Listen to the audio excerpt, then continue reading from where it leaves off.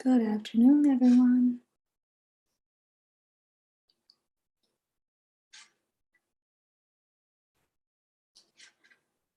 We will be broadcasting live soon. Well, actually, we're broadcasting live now.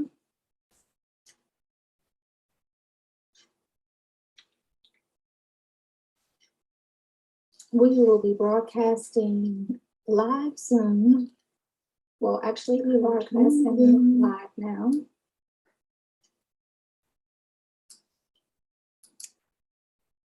Let's see if I can mute my YouTube cast so that there is not an echo. Hopefully that will work out for us. And I am going to just have the Zoom screen open. Alrighty, so today's presentation is going to be a goodie.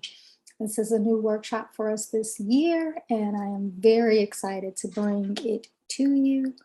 I'm going to pull it up on the screen momentarily, and we will get started right on the dot because I have a lot of information to cover with you guys, and I am very excited to give you this presentation. So without too much further delay, let me set up the presentation.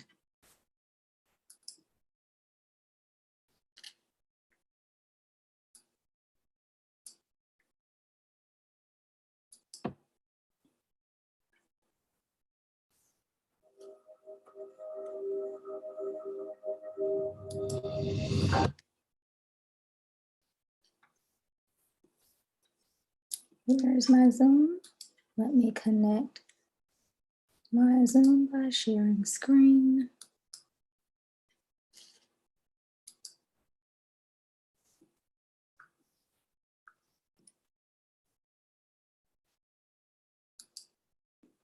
How is everyone doing? Bear with me one moment.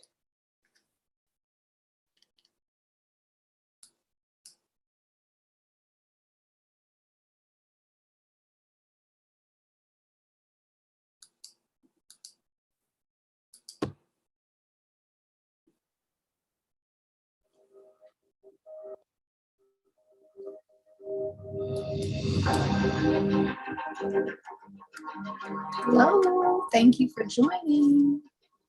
How are you today?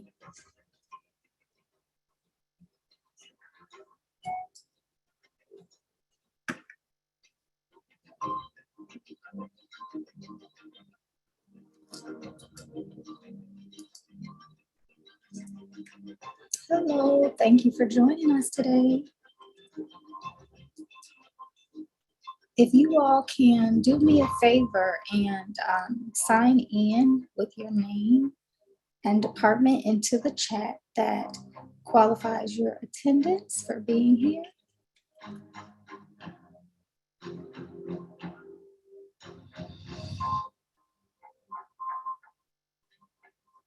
And I am going to allow everyone to come right in. Thank you for joining.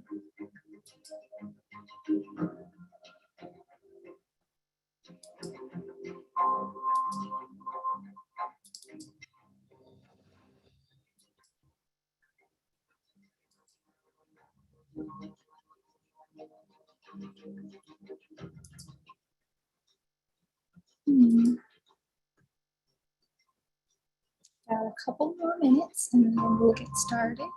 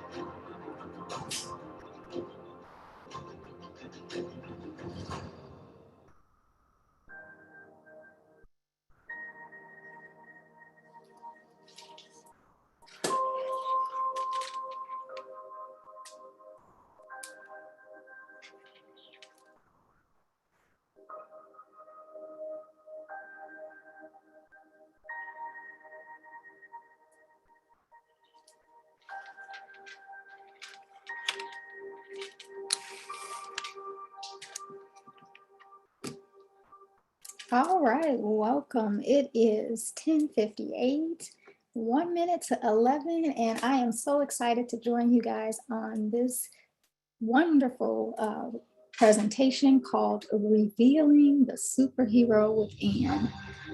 So I have been very, very, very excited about superhero superhero and everything about superheroes since about 2005. I started my doctorate in counseling psychology, and one of the things that I was working on was how we can use superheroes as a method to help people. I apologize for that. How we can use superheroes as a method to help people heal when they're going through a lot of traumatic situations. So, right about now, I'm going to cut off our lovely theme music here and get right into it.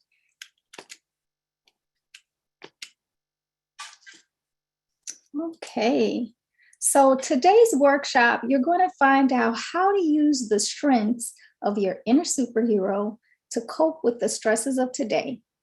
And we will be discussing the differences between vicarious trauma, compassion fatigue, secondary trauma, organizational trauma, and burnout. So I know those words get thrown around a lot and people interchange them, but we're going to talk about the differences between them. We're also going to discuss why superhero narratives are an excellent resource for resilience and helping you to stay on track, stay focused, stay positive, and stay productive.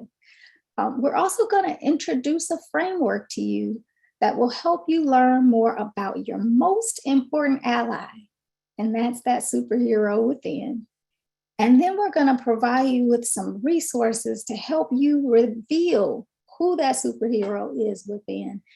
And some of those resources are right here in our very own College of DuPage. So very excited to bring this presentation to you.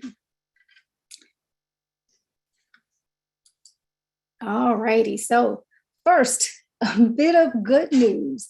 The College of DuPage has been named Forbes magazine's prestigious list of best in-state employers for 2021, ranking 47th among the 100 honorees. So this is really good news. And people sometimes think that even if an organization is a very good organization, that there should be no problems whatsoever, right? Nothing to fight, everything is wonderful. Well, I love my job and I love working at College of DuPage. So I gotta say, they're almost right, but I hate to bust the bubble. There are always some villainous villains, vixen villains that are ready to make our day stressful and contribute to us being less effective. So some of those things are compassion fatigue, secondary trauma, stress, organizational trauma, burnout, and vicarious trauma. So the differences between these, and I will start with vicarious trauma. Vicarious trauma happens when you are listening to others, you're being compassionate with others, you're empathizing with them.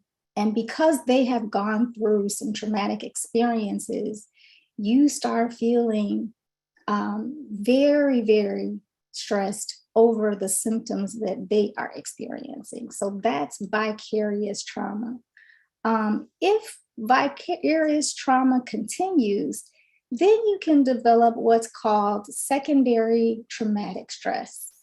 And with secondary traumatic stress, the symptoms of being involved in the trauma are actually the same symptoms as your secondary or your vicarious trauma. So even though you haven't experienced that trauma, you're going through some of the same symptoms that your clients or your students or people who you are treating, if you are a counselor or an advisor, you're going through that same stress that they're experiencing.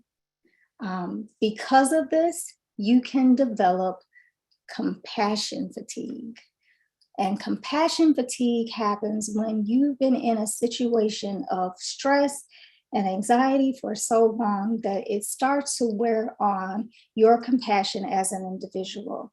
You start distancing yourself from the trauma as a protective mechanism, and you begin to um, feel a lot of that pain and just kind of take it in an unhealthy way. It starts to wear on your creativity, and it starts to wear on a lot of other things. If compassion fatigue continues, you can then experience burnout. And actually, burnout can be at an organizational level. There may be some dysfunctions, there may be some problems with interacting with one another, and some other things, but all of those can contribute to burnout. Now, organizational trauma, on the other hand, is when something happens traumatically to a specific organization as a whole that is so overwhelming that all of the things that they have planned for cannot control the trauma that that group or that organization has experienced. So that would be something that you would expect for something like a school shooting. So those are kind of the differences between vicarious trauma, where you are empathizing with a person who has been traumatized, develops into a secondary traumatic stress, where you start experiencing those same conditions and feelings that they have. And then, because of more of that, you develop compassion fatigue, where you have to distance yourself from all of that trauma. And then that can lead to burnout. So, those are the differences between them. All of these vicious vixens here, they can get all of us down. And that's not the place that we want to be if we want to be effective in helping students. So most of the faculty will probably experience compassion fatigue and burnout more so than any of the other two. So we're going to focus in on that a little bit. And you might be wondering, what kinds of situations happen even in places of employment that are very good that would make someone have compassion fatigue or burnout. Well, it could be something as simple as downsizing. There could be organizational changes, mixed matches in team structure, personality conflicts, and even sometimes you could have some unqualified people or some people who are just selfish and not willing to work on a team. So sometimes those things can happen. But when we shield ourselves from these things, we end up being more effective. So with compassion fatigue, which we talked about a little bit earlier, it's often mistaken for burnout, but it basically describes the physical, emotional, and psychological impact of helping others. So you can build yourself up from that. I wanted to point out that burnout, on the other hand, can get very, very serious. So it starts out in phases, and you can actually look up some of these phases. You can search the 12 phases of burnout. And in the presentation, I also have a link to a very good resource for this. Compulsion to prove yourself is the first thing. Working harder is what the next thing that someone does when they're experiencing burnout. They say, hey, I'm not able to finish all of this. I got to work harder. They start neglecting their needs. They start lashing out at other people. They displace all of their conflicts and they lash out at others. This doesn't work. So then they start revising their values and working harder to try to accomplish a task. They end up denying that there is even a problem because they really can't believe that this is what's going on.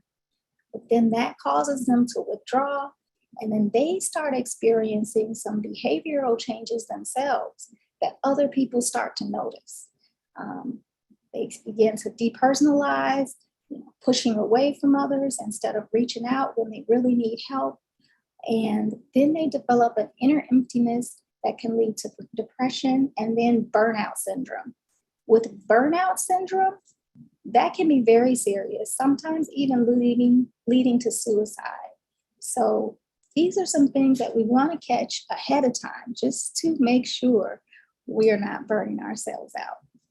So I just wanted to include this little cute map of all the things that can happen when you experience burnout: headaches, muscle tension, trouble sleeping, feeling overwhelmed. A lot of people notice that that person is cynical or sarcastic or not willing to work with others, feeling frustrated, unfulfilled.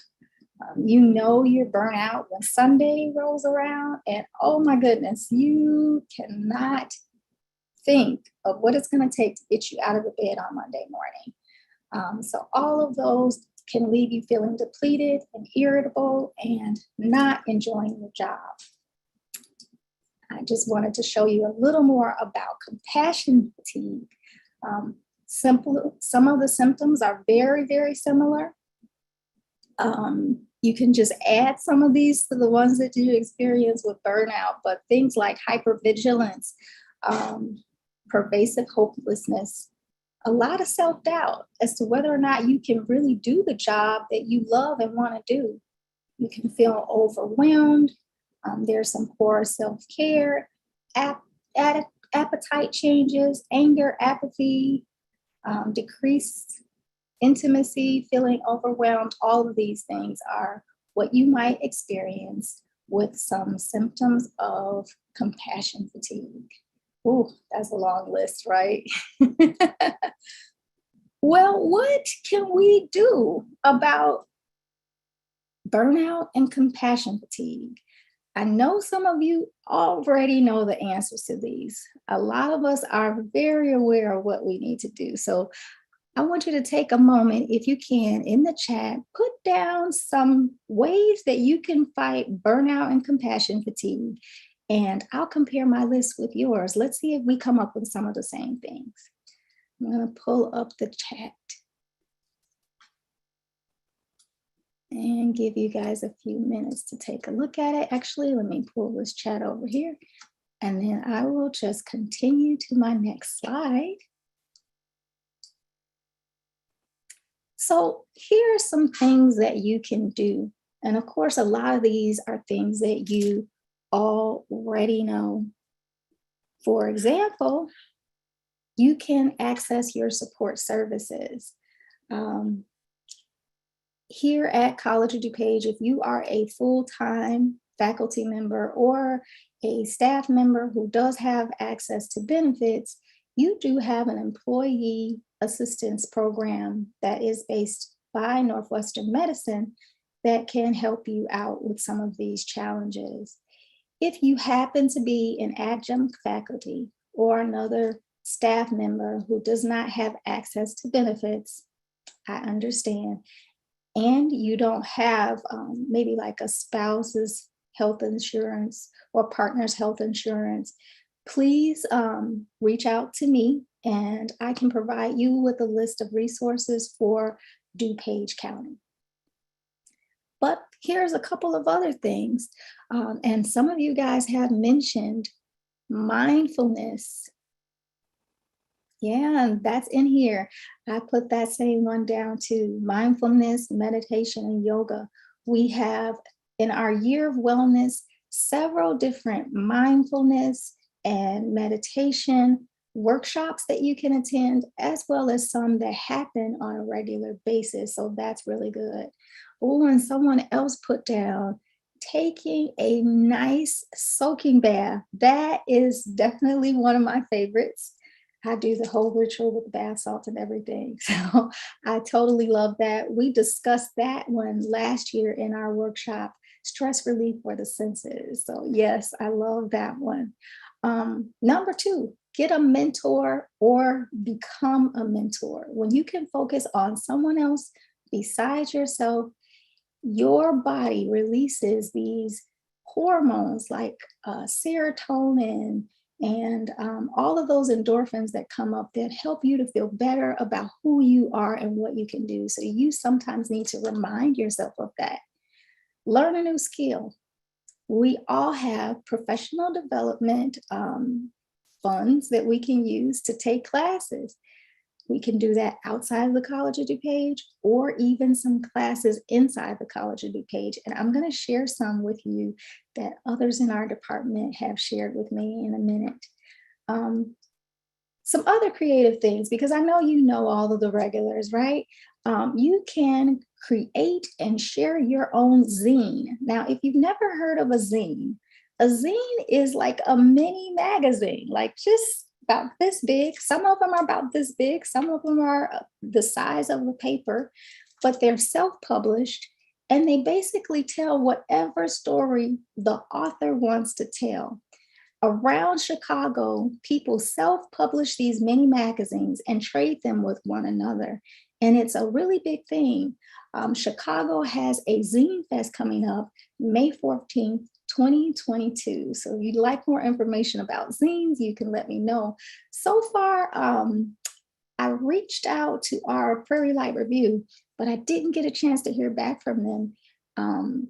That is a literary piece that some people do, and I'm sure they would welcome your suggestions if you wanted to insert a zine into the Prairie Light Review. Number 5, work through issues in counseling, particularly with career counseling. We do have a very good counseling department. A lot of us are licensed clinicians, and we can help you. We have also talked to students as well as some faculty members. So we're here and available to help you. And in the midst of career counseling and getting my career counseling certification, I would love to help talk to you about some of the things that you are going through. Number 6, this is one of my favorites that we're going to talk about shortly. Get up, dress up, show up, dress powerfully. So I know you've heard that before.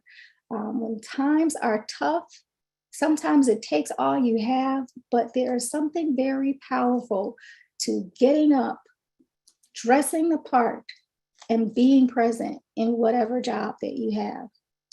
Connect with like-minded, positive people. Of course, be healthy. Laugh often and make others smile. And we talked about taking a spa day, mental health day, relax. These two I like too. Set boundaries for yourself so that you can maintain what your superpower is. You know, you always have to put your mask on first before you can put someone else's mask on. Have daily affirmations with journaling. Create, revisit your mission statement and see if there are any changes that need to be made so that you can center your life. And then organize your life according to your values and set your own boundaries. So these are just some things that you can do. I always like to start with that first, because whenever I go to a workshop and they tell you all the other things except for what you really came there for, and that's at the end, it kind of frustrates me. So I wanted to give you a quick list of some of those things right off the top, and then we're going to get into some more detail. So back to dressing powerfully. One of the things that you can do is use fashion to remind yourself of who you are, what your mission is, and what you stand for. So we have a stunning jewelry department here on campus, and you can use those COD professional development funds to take a jewelry class. This is a page of some of the student work. Isn't that amazing? The student work here at the College of DuPage. Jewelry are essentially symbols, and symbols create emotion and meaning for us and remind us every day of what the bigger picture is. Dr. Scarlett, who is a superhero therapist, talks about some recent research where if you wear a cape or a tiara or some kind of symbol of being a superhero, it helps to keep our attention on the task at hand, make things more fun, and help you do things that you feel like you're not capable of doing. And she is a clinical psychologist, PhD. So I'm going to take a note from Dr. Scarlett, and I'm going to wear my tiara because you got to live it if you really believe it. All right, so let's move on to the other one. Oh, let me go back because I wanted to make sure you saw the professors. Professor Alexandra. I call her Bali, that's her stage name, but it's Balisheva, and Professor Alex Mikasek. So they have classes available in SARS right now, not SARS, Student Planner now. You can sign up for spring semester. All right, the other thing is you might want to take a class in the fashion design department. Clothing that initially makes let me start that over. This is in the words of our beloved Professor Eva Stevens. Clothing that individually makes someone feel confident and strong does not have to include anything that resembles a superhero character. Everyone has those superhero laden pieces in their closet already. They just need to identify them and pull them out.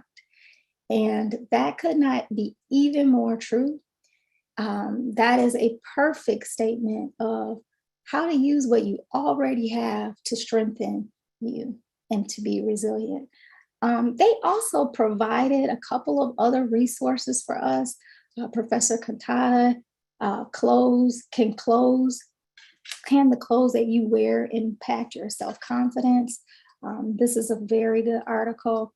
And also one from Vogue, 10 of fashion's favorite superhero pieces. If we have a little more time later on, we will go back to these, but I want to make sure I get to the end of the presentation.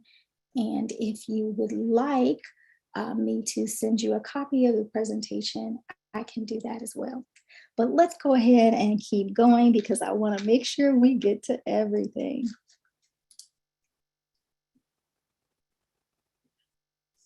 Oh, I think I took it to, I was going to skip over that. Let's skip over that for right now. There we go. We're back to where we started. Let's hit present. Technology always gives us something to keep up with, right? So I really like this one from The Wisdom of the Wounded.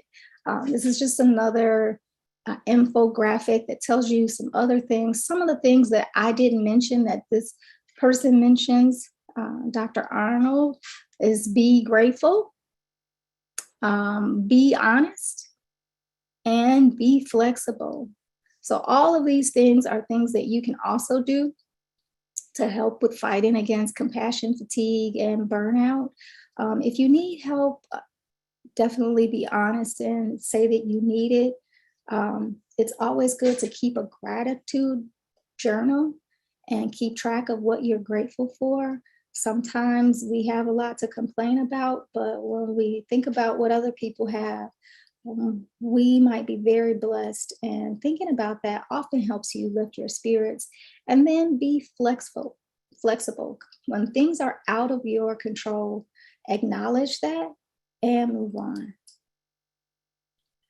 So just in case you do happen to have an experience where you're working with a supervisor and it's very difficult, it may be that you and the supervisor see things differently and you have different working styles. What works for you may not work for another individual. So you can always utilize resources in management and in self-help to help you to analyze what kinds of working personalities people have and what kind of actions you should put in place so that you work better as a team. Three books that I recommend that really help you analyze what's going on in the working situation and how to make it better and how to have a good teamwork um, method is Working for You Isn't Working for Me, Working with You is Killing Me, and Rising Above a Toxic Workplace. All of these titles are also offered in an audiobook format, and so you can listen to them on your way to work for some positive reinforcement and encouragement. But really, it all boils down to your level of self-care. So you always want to keep in mind, where you are with your self-care and know that if you get down into this end of it, where things are really bad, most days you're not interested in working with people or those around you. You're not grateful for anything. You're not finding meaning in life, even considering suicide, then you know that's the danger zone and it's time to get help. So I want to take this time again to let you know about the EPA program that we do have here at the college. There are also some articles here when your superpower hurts, and that's working with vicarious, how to cope with vicarious trauma. This is another article too. I do have the reference for you, and I will put the link to this website in the chat right before we get ready to leave. But you can see there are some of the same things that we talked about there. If you Google search any of these, you will end up with a lot of more information than you probably want or can read. But always reach out to someone to help you clarify that and help you if you need support. So now I'm here to talk about what we've all been waiting for, and that is superhero therapy. In the chat, let me know if anybody has heard of superhero therapy. Is this your first time hearing about this, or is this something that you've experienced? Let me know in the chat. So this young lady is Dr. Janina Scarlett. She has made superhero therapy very, very popular. She has a regular podcast where she talks about the psychology behind what goes on with superheroes. She's done a lot of work in the field. She's a consultant for Marvel. She's done several TED Talks. So she has done a lot. Her perspective is very interesting because she was actually a victim of the Chernobyl radiation accident. And because of that, she was exposed to a lot of toxic chemicals, and it made it very difficult for her to even go outside or leave her bedroom on some days when it would rain. She would get extreme headaches. She would have nosebleeds. She would have seizures. And so she took a lot of courage from superheroes, particularly the X-Men, who have been exposed to radiation. She kept waiting for her superpower to develop. It didn't develop, but her superpower then became superhero therapy. So you can definitely look up Dr. Scarlett. Her podcast is wonderful. She's has a lot of professional development available as well. I believe she's doing a workshop in December. So let's talk a little bit about the superhero framework and how it's going to help you. With superheroes, it's all about play, it's about fun, but it does help you to take on some very real topics. For us, archetypes are very real, they're universal. We latch on to them, we understand them, we relate to them without even having to wonder why we can relate to them, because they happen over and over again. Historically, they're embedded in who we are as humans. And superheroes play out a lot of those archetypes. So that makes it very easy. Lately, there's been a lot about superheroes in the media, in the press. There's a movie, and now you can always get your superhero fix on HBO Max or Disney Plus. And so There's a lot of information out there where you can look at it. Another good thing about superheroes and the superhero narrative is that it always allows you to recreate yourself as a character anywhere in the timeline. So if you follow superheroes, when they start talking about time travel or the multiverse, you know anything is possible. And that reminds us for ourselves as well. Just because something has been your life script for a certain amount of time does not mean you can't recreate yourself, start a new life script, and start over again. So there's something very powerful about superheroes. And sometimes we can excuse what goes on in the lives of superheroes, but when it comes to ourselves, we are so hard on ourselves that we expect to get everything in life perfect with no problems. But examining ourselves as superheroes or outside in that narrative allows us to be resilient and then take on some advice about what to do in situations when we are not sure.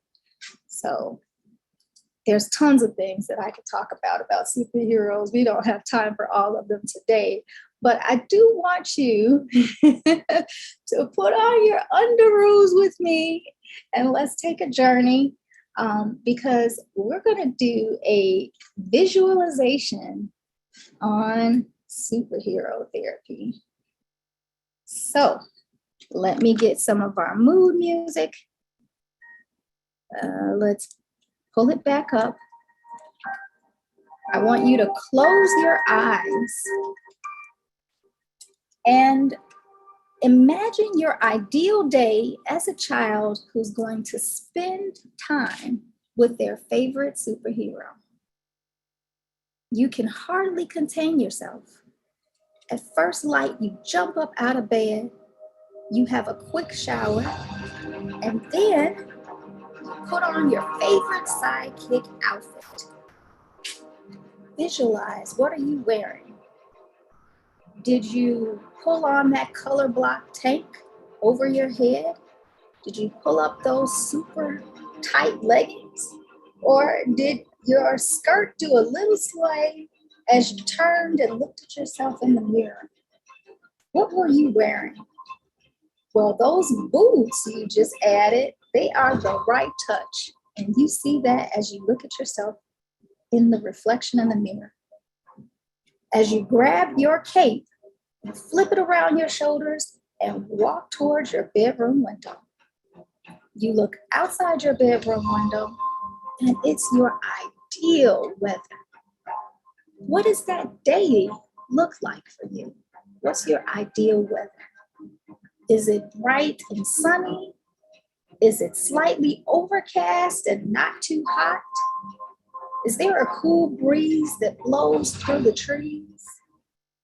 You glance down at the sidewalk below and you notice your favorite superhero smiling up at you. Who is it? Who is your favorite superhero? As his or her cape bellows in the wind, you are in awe of your superhero's reflection.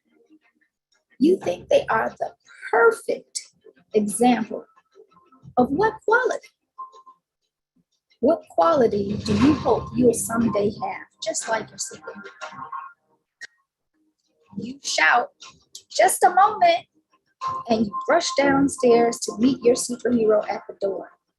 You invite them in for breakfast because, of course, breakfast is the meal of champions. What are you eating at breakfast? Who prepared it? Was it mom and dad or a sibling? Do you have your own personal butler named Alfred?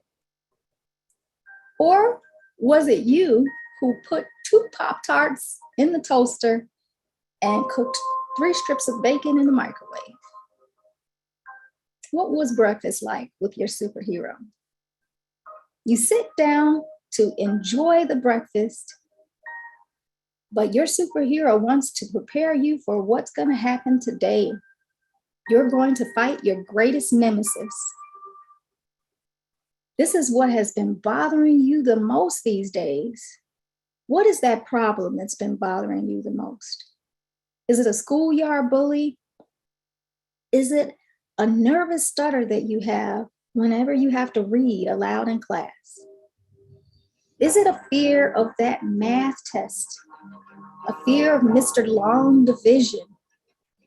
How do you feel knowing that you're going to have to face those challenges? Well, now you're not worried at all because your superhero tells you all the things that you'll need to defeat this foe. He or she tells you what characteristics you're going to need, what you're going to need to see, what you'll need to listen for, what you'll need to sense, what you need to feel, what you'll need to do. You listen very closely at what he or she is telling you because you also want to know what is going to be your predominant drive, what is going to be your mission, what is your purpose. Your superhero also gives you something to fight with. It is the perfect weapon against your foe because a villain's greatest weakness is his strength turned inside out. Think about it. What did your super friend give you that reminds you of what you had all along? He or she leans in and holds your gaze and tells you no matter what, this is the most important thing I want you to remember. You listen closely and smile to yourself when you realize this is something you've always known. In fact, it's kind of a motto for you. It's something you tell yourself all the time. It's what gets you through. And it's the one thing that you would say to your younger self if you ever had the chance. What is it? What is it that superhero said? You and your superhero rise from the table and head towards the door, ready for the day ahead. You know it's going to be a valiant day because you will have your superhero right by your side. You head out the door, pausing for a moment to take in the glorious sight of the new day ahead. You've got this. All right. How many of you all were definitely inspired by that visualization? If that was beneficial to you, please let me know on the chat. There is something about hope. As a matter of fact, the book Optimization and the Biology of Hope discusses how when we dwell in the positive, it could be a boost to our mental energy and our physical health. And again, your body starts releasing all of these hormones, endorphins that are very similar to drug use. So you're getting all the effects of that without the negative effects of it. Isn't it great to have something like this kind of energy to just take with you every day when you're feeling burnt out? Yes, thank you. I appreciate it. When you dwell in the positive, it's very beneficial. So this is an exercise that you can do, for yourself, for your friends, for your family, for your students. If you have a test coming up, this is really good. I like this kind of exercise. Is also with like the Matrix, where you just stick that thing in the back of your head and download all the information and you know everything. Even though that's not true, it's something about the visualization that makes you feel like you can do it. But if you do run across someone who's not really into superheroes, you can always do this with a literary character, a mentor, or someone that you feel is larger than life. The same thing works because what really happens is the person, the superhero that you want to become is really who you are on the inside. And everything, just like what that visualization talks about, the tools that the superhero gives you, the advice that the superhero gives you, who they are and what they stand for really is a reflection of who you are on the inside. So you really already have all of that on the inside. So it's about 11:30 and I'm going to try to move things along quickly because I want you to feel like you got something out of this workshop and that you really did something. Um, Many of the therapies that are out there today can be combined with superhero therapy. Very similar. Life design, the narrative, construction, reconstruction, deconstruction, chaos theory, existentialism, EMDR, CBT, all of those can be combined with superhero therapy. So you may want to ask about it if you're ever in the need to do that. But most people don't need a full 6-month course of superhero therapy. You can start some of this work yourself with a bowl of popcorn and a subscription to HBO Max or Disney Plus.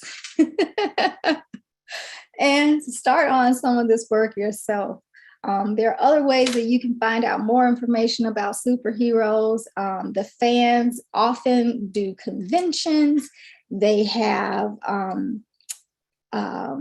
fan fiction forums where you can go and create your own superhero online and you create your own storyline and play that out with a group of other people. They have online simulations, and there's a lot of different modes of expression. You can just ask our cosplay and anime members because they are very, very familiar with all of these tactics. And we have an active branch here on campus who would love our support, right?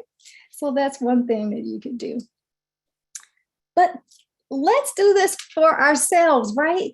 Let's create your own superhero. I want to encourage you to do this because sometimes you hear things at workshops, and if you don't do it right then and there, you'll never practice it when you get home. So I want to give you this opportunity to try to do this. We'll do it together.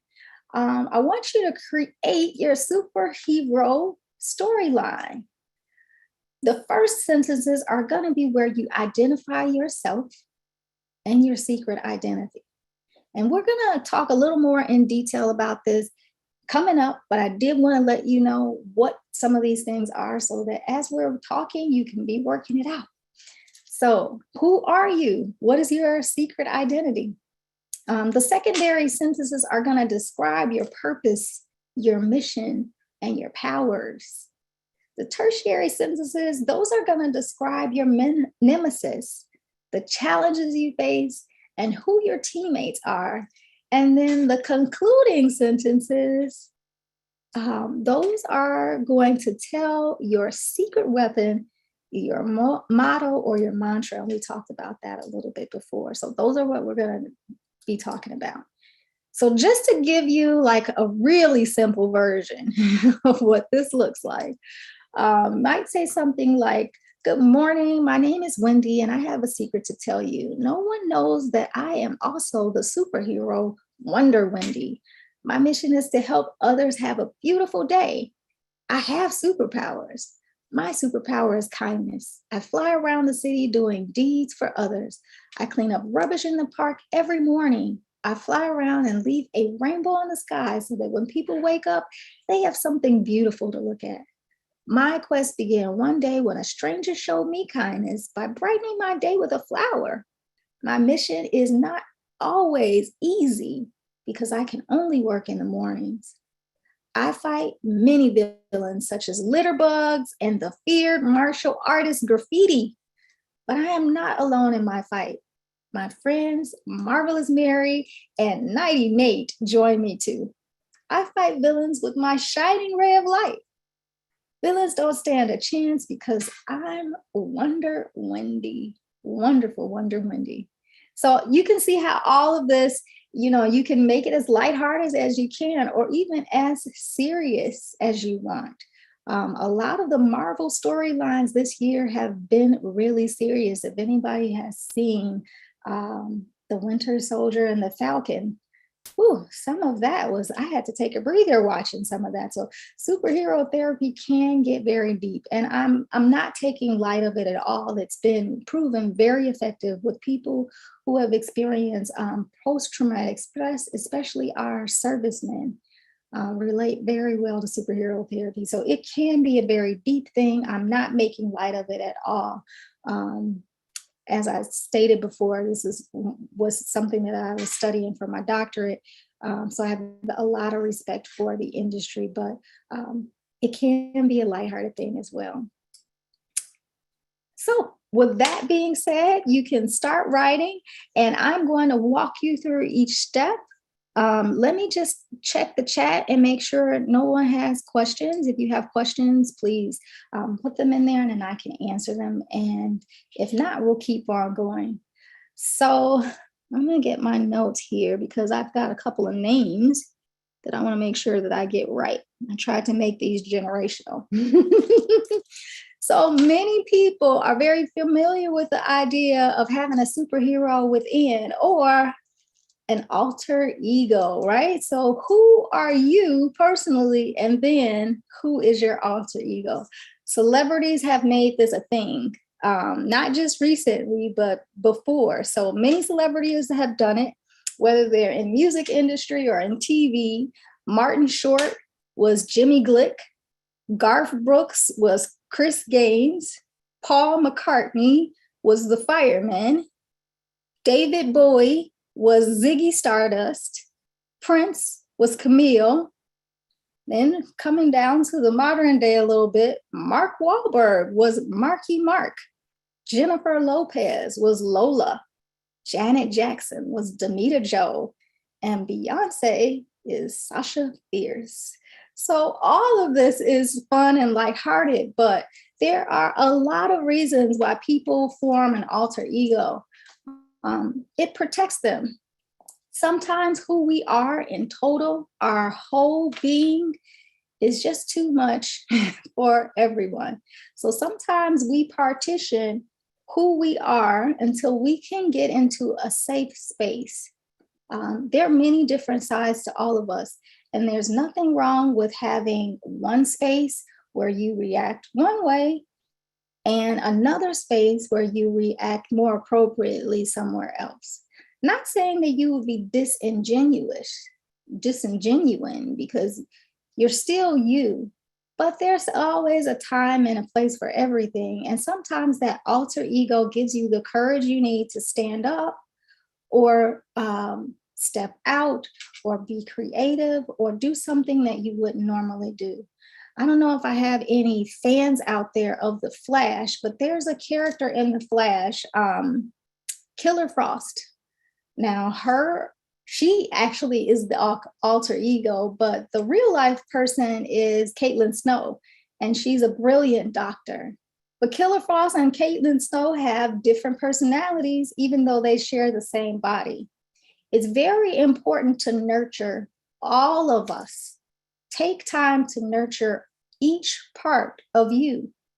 So they have to switch and take turns on who's going to get to have the weekend. Is it Killer Frost in her art show, or is it Caitlin Snow in her research lab? We have many roles in our lives. We have to make sure that we're fulfilling ourselves in each of those roles, or we end up burning out. So that's something that I definitely wanted to mention.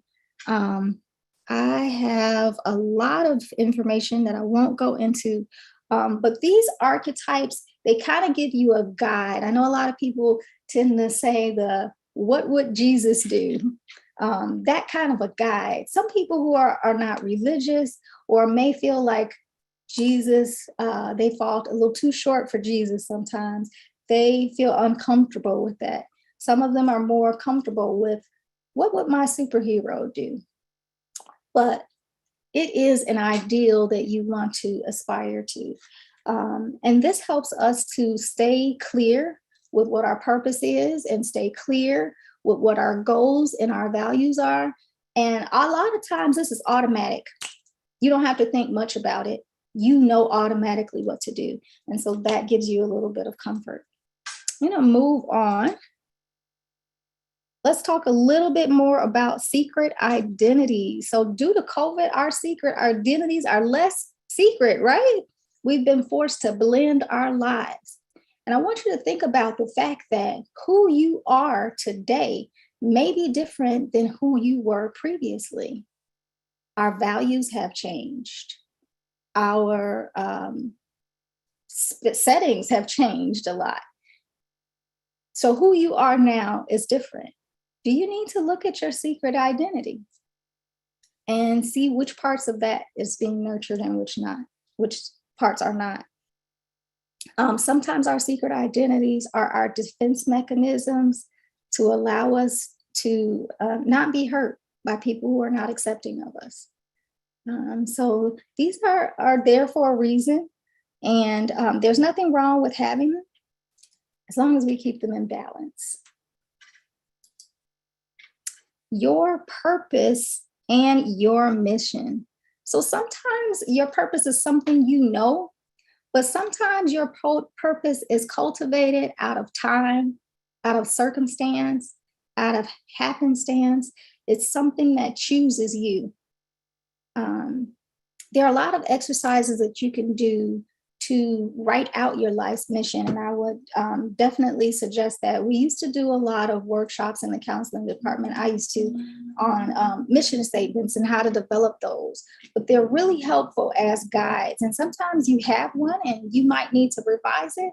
Or if you've never sat down and created one, they're very beneficial to helping you prioritize what's important in your life. As you go through life, different things will come up.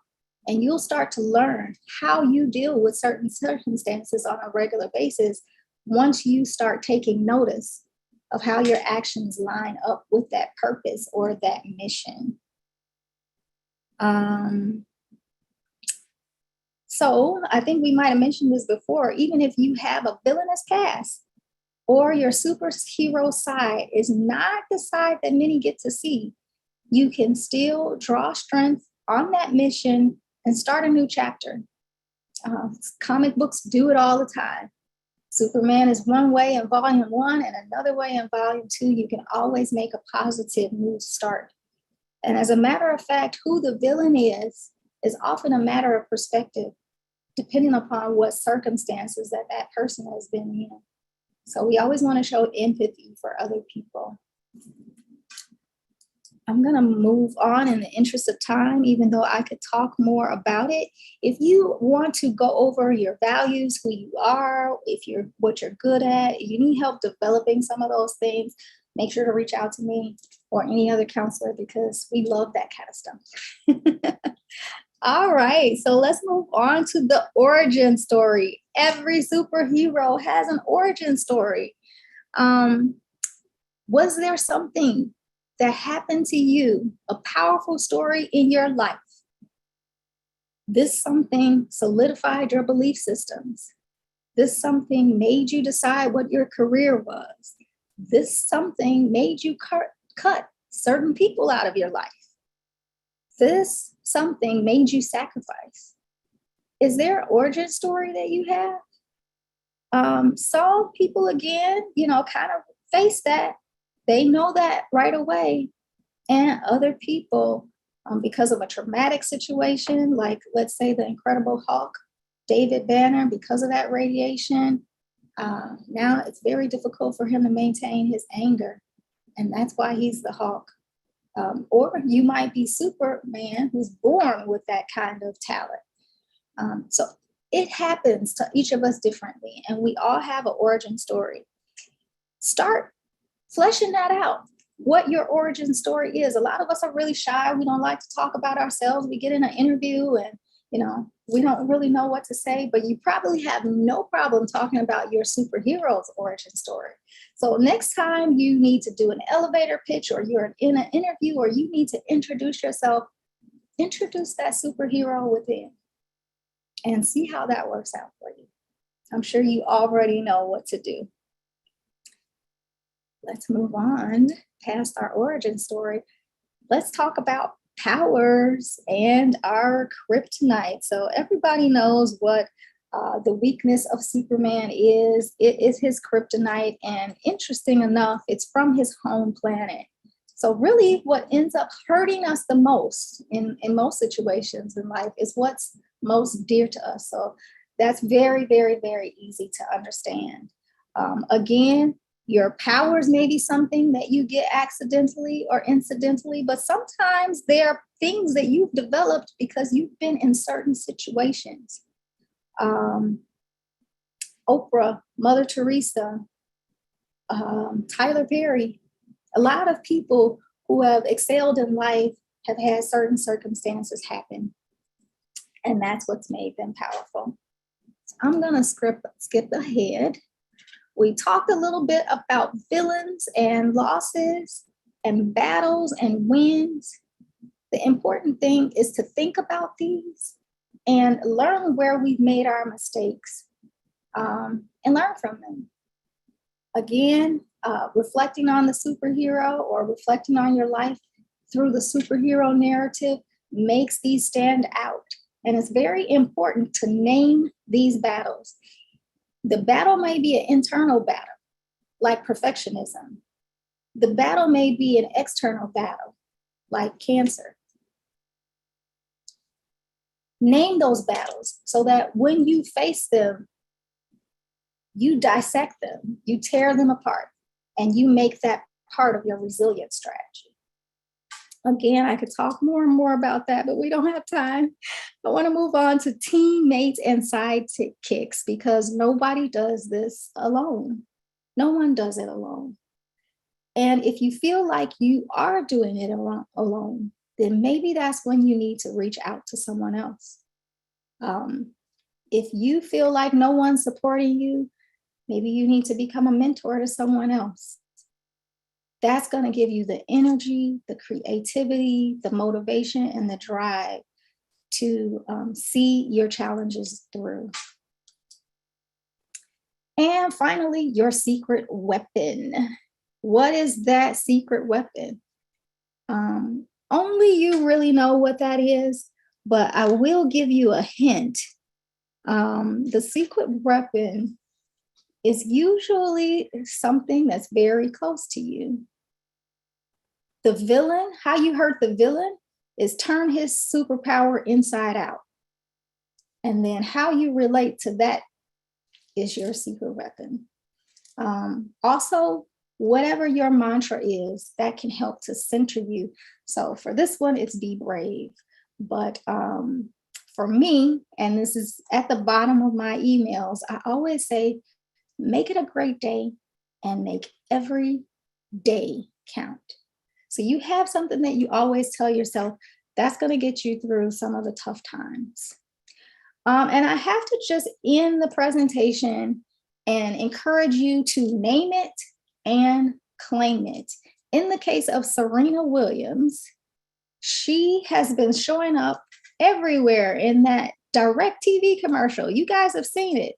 It's Serena, it's Wonder Woman. It's Serena, it's Wonder Woman. And I'm thinking, what in the world? How are the two related, right? They're related because Serena named it and claimed it.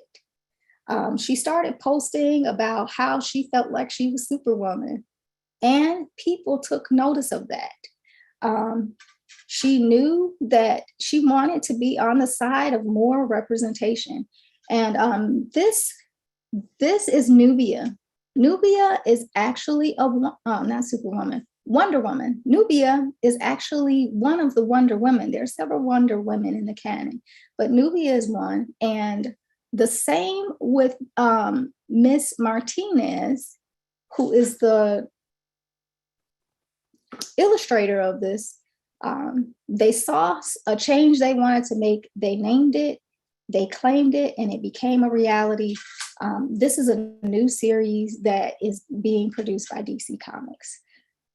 There's information in there about it. I won't have time to show it to you, but Venus, which is Serena's sister, even has a clothing line of Wonder Woman attire. I'm going to move forward just a little bit, just showing you some of what ordinary people can do, extraordinary things. Serena named it and claimed it. And as you can see, she's going to be listed in this version of the 80th anniversary of Wonder Woman, along with a couple of other people who are being honored. Malala, Ruth Bader Ginsburg, several people are being honored in this version of the Wonder Woman 80th anniversary edition. Serena's going to actually have her own edition. And so you can see her here as a superhero. And it's pretty much because she named it and she claimed it and people recognized it and now it happened. So I just wanted to give you guys that as an encouragement. No matter how small um, your engagement with this type of therapy is, small things can make a big difference. I'm going to copy the presentation link and put it in the chat. I like to encourage everyone to travel far enough to meet yourself.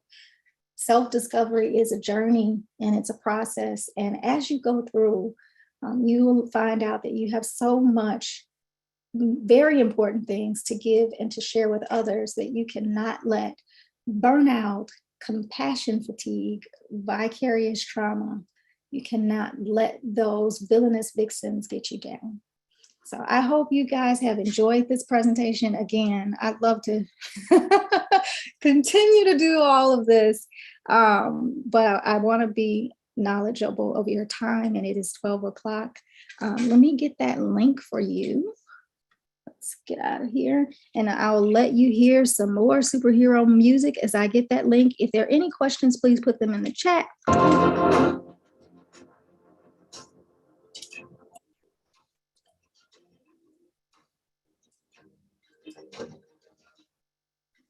All righty. Where's my link?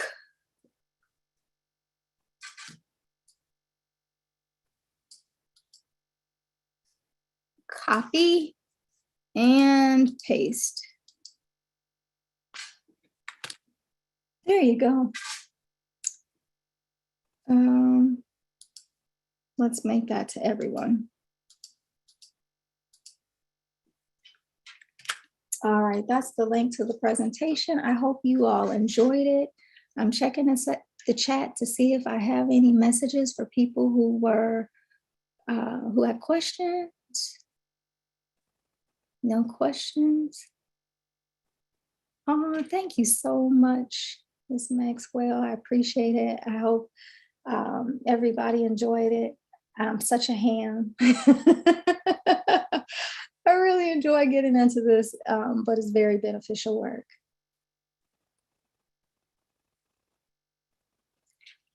Thank you, and I'm going to definitely mispronounce your name. Kukula, Kukul. I'm so sorry. Please forgive me. Charge it to my ignorance on how to pronounce your name and not my heart. I appreciate you, and I appreciate your comments. All right, everyone. Well, if there are no further questions, please reach out again to me if you want to go over some of this stuff in detail. Otherwise, I will wish you safe travels on your journey. Keep shining. Bye-bye.